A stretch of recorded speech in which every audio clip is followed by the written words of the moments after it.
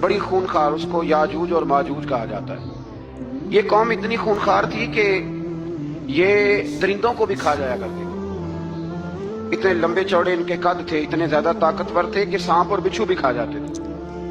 یہ نکلا کرتے تھے سبزے کے دنوں میں تو ساری کھیتیاں اجاڑ جاتے تھے، ہر چیز تباہ کر جاتے تھے، حتیٰ کہ انسانوں تک کو کھا جاتے تھے۔ تو حضرت ذوالقرنین جب وہاں پہنچے، اللہ تبارک و تعالیٰ نے انہیں ان مظلوم لوگوں کا مددگار بنایا جن پر یاجوج اور ماجوج کی قوم ظلم کرتی تھی۔ انہوں نے آپ سے کہا کہ حضور مہربانی فرمائیں، اس قوم سے تو ہماری جان چھڑائیں۔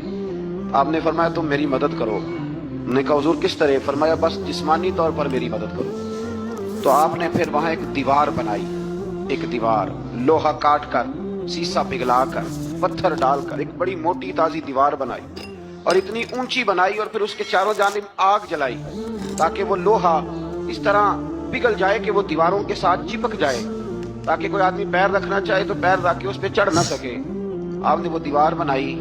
اب اس قوم کا حال یہ ہوا کہ وہ اس کے اندر قید ہیں، وہ صبح جب اٹھتے ہیں تو اس کو توڑنا شروع کرتے ہیں، توڑتے رہتے ہیں، تو جب شام ہوتی ہے تو ان میں سے ہر روز ایک شخص کہتا ہے اتنی رہنے دو، باقی کل کریں گے۔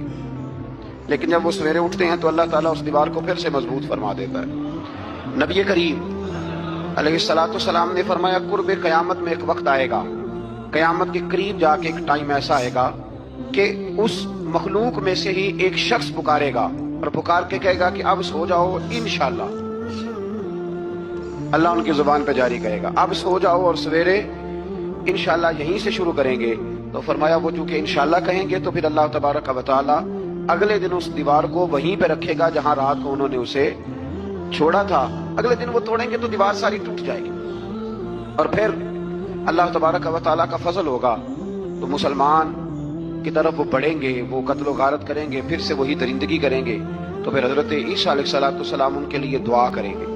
تو دعا کا یہ حال ہوگا کہ ان کے وجود پر کچھ ایسی چیزیں برآمد ہوں گی جن کی وجہ سے وہ مر جائیں گے، ختم کر دیے جائیں گے، قیامت کے قریب جا کے وہ دوبارہ آئیں گے۔ اس کے بعد پھر اللہ تبارک و تعالیٰ نے سورہ کہف کی آخری آیات میں 7 سمندر اور ان جیسے اور بھی آ جائیں، فرمایا 7 سمندر ہوں اور ان جیسے اور بھی آ جائیں اور مل کر وہ روشنائی بن جائیں تو میرے رب کے کلمات ختم ہونے سے پہلے سمندر ختم ہو جائیں گے۔ اور آخری آیت میں اللہ تعالیٰ نے فرمایا کہ اے رسول صلی اللہ تعالی علیہ وسلم آپ کہہ دیجئے کہ میں تمہاری طرح ہی ایک بشر ہوں، انا بشر مثلکم، میں بھی تمہاری طرح ایک۔ اب مثلکم کا بہت سارے لوگوں نے ترجمہ اپنی طرح کا کر لیا ہے، حالانکہ حضور صلی اللہ تعالی علیہ وسلم نے فرمایا کہ بشر ہونے میں تمہاری طرح ہوں، رسول ہونے میں تمہاری طرح نہیں، اللہ کا حبیب ہونے میں تمہاری طرح۔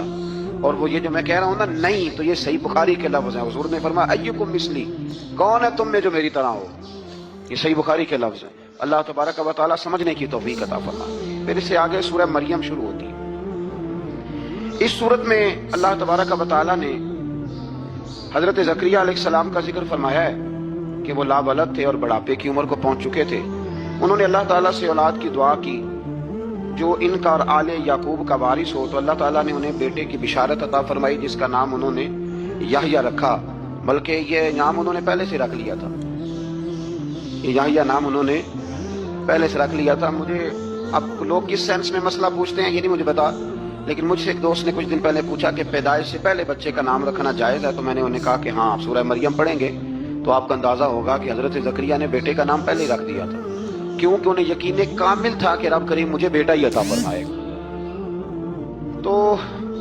حضرت یحییٰ علیہ السلام کو اللہ تعالیٰ نے بچپن میں ہی نبوت عطا کی اور کتاب دی۔ ان کے اوصاف یہ بیان کیے کہ وہ پاکیزہ اور متقی تھے، ماں باپ کے ساتھ نیکی کرنے والے تھے اور سرکش نہیں تھے۔ ان پر سلام ہو جب وہ پیدا ہوئے، اور ان پر سلام ہو جب ان کی وفات ہوئی، اور قیامت کے دن جب انہیں اٹھایا جائے گا۔ اس سے معلوم ہوا کہ نبی کریم علیہ السلام پر یا کسی بھی نبی پر سلام بھیجنا اور اس دن پر سلام بھیجنا جس دن اللہ تعالیٰ نے انہیں پیدا فرمایا ہے، یہ قرآن مجید سے ثابت ہے۔ یعنی آپ یہ کہہ سکتے ہیں کہ جس سہانی گھڑی چمکا طیبہ کا چاند، اس دل افروز ساعت پہ